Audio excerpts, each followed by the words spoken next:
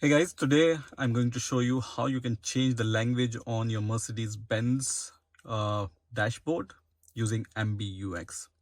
I'm on my Mercedes-Benz GLB, but this option is available on any other MBUX. So if you are using any other variants of Mercedes-Benz which uses MBUX, the option will be same. So what you need to do is just scroll here until you see the settings option. So just press on the settings option here, and in the settings just scroll this option.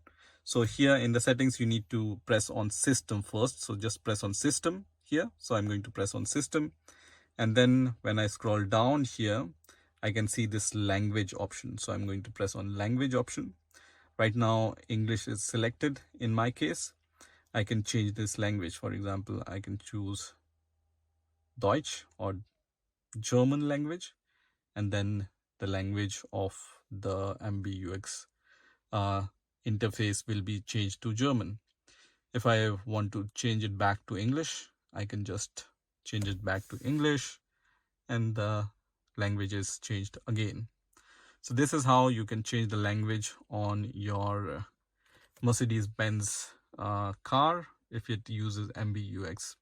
I hope you've enjoyed this video, and I will see you in the next video.